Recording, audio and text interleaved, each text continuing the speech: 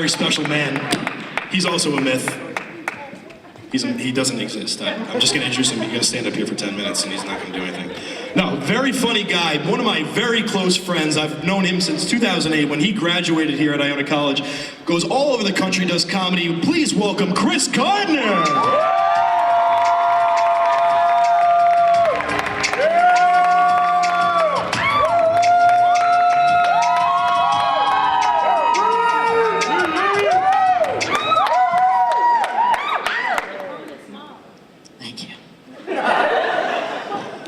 How you guys doing today?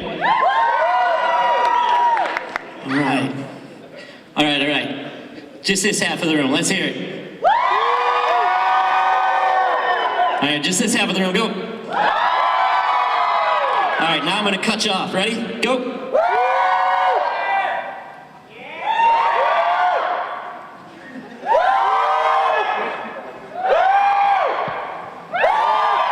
Nice. How you doing? All right, how we feeling, guys? What a day, what a day. I didn't choose to be a stand-up comedian, guys. I didn't. One of the first things you get when you tell somebody that you do stand-up comedy, they always say, tell me a joke. I tell people, just look at me. I didn't choose to be a stand-up comedian. People come up to me, they're like, you look funny. Do you tell jokes? And he look funny, he looks funny. I get told I look like a lot of messed up things, people. And I say things because they're not people. I'd be excited to get people. I get Smeagol from Lord of the Rings.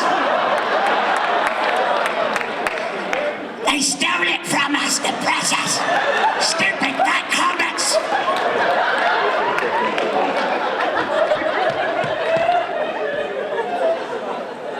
I get Dobby from the Harry Potter movies. Sucks! Dobby is free!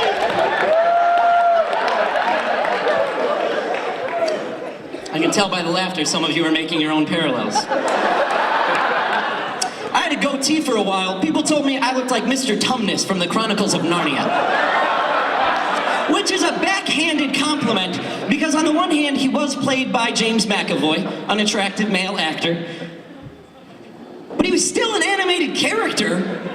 He had sheep legs. It's not fair.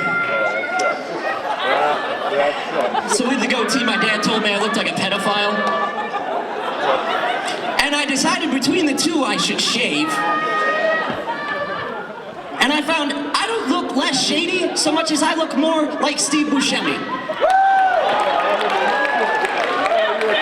Which is also not that great of a compliment, because Steve Buscemi plays the funny-looking guy in half of the movies he's in.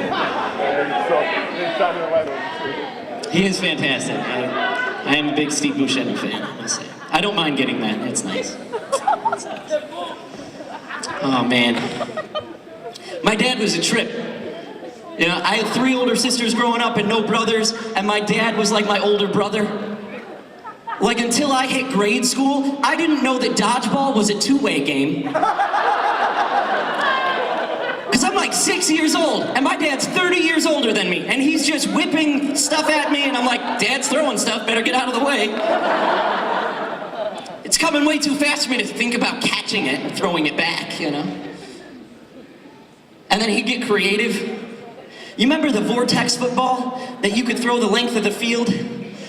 We had that in our pool for a week, and then he just picks it up, and he gives me that look like, oh, he gets all excited.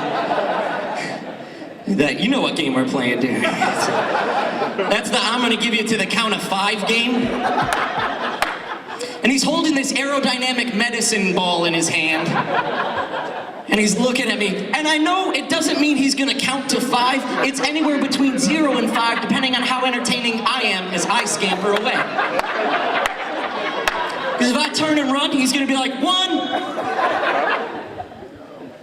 But if I turned around and tried to like juke him out, he just wanted to see the fear and the pain extended. He used to play the animal cracker game, where he'd bite the head off an animal cracker, and then I have to guess what animal that used to be. We still play this game. This is still going on in my house. I'm so good at identifying what animal, headless animals, you guys. Headless animal bingo, I am the king now. But like if I win, guess what I get? Half an animal cracker. My dad eats 1.5 to my 1. Half. That's so unfair. I was an accident. That explains a lot. They don't call it an accident. They call it unplanned.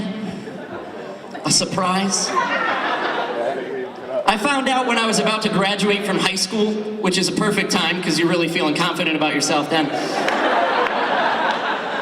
I'm walking up from the basement and my mom is in the kitchen with my oldest sister and they're talking about how many kids my oldest sister might want to have. And my mom's like, well, I wanted as many as your dad would allow, and your dad wanted as few as I would be happy with.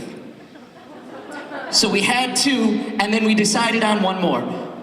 There's 4 kids in my family, guys. I'm still here. So my sister, I'm walking into the kitchen, and I hear my sister go, so how did Chris get born? Didn't you use protection? And my mom goes, yes, we did. Hi.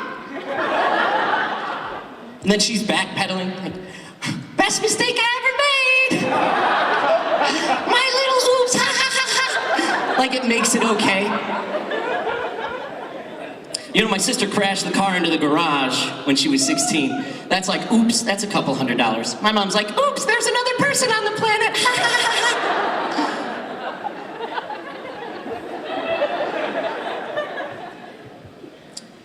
So I don't know if I broke a condom or I was a pill baby or what, but I made it, guys. I made it. I won the first race. We didn't even know we entered. The race of the fallopian tube, my friends. And since then, I finished last on the mile every year in school. This is the world we live in. Now every year on my birthday, I call up my parents. I'm like, nice try, I'm on the planet. Ha ha ha ha. I exist. I'm convinced my dad's been trying to kill me my entire life. As a result. He figures what doesn't kill me just makes me stronger. So I was either gonna die as a wussy little kid, or live to be a wussy man. Which worked out. It's weird having sisters, like only sisters, you know, gives you a different perspective, because usually brothers are like overprotective of their sisters, you know, but I was just looking for ways to get rid of them. There's too many around. I just look for ways to pawn them off. We're in the mall. I'm looking for the shadiest guy I can find. Like, you should go out with him. They're like, are you kidding? He looks like a serial killer. And I'm thinking, yeah, if we're lucky, he won't bring you back. I'm just trying to even out my odds, people. You can't be protective of 3 girls who used to dress you in drag and push you around in a stroller like you were a Cabbage Patch doll until you were 14. Let's just say it went on longer than it should have. And then my mom totally sabotaged me, you know? Because now I fight exactly how I look. There's no mystery. It's like a skinny white girl. Kind of flaily. My best moves are bite, scratch, pinch, and pull hair. So if anybody wants to tangle in the parking lot later, I will offer to buy you as many drinks as it takes for you to go away.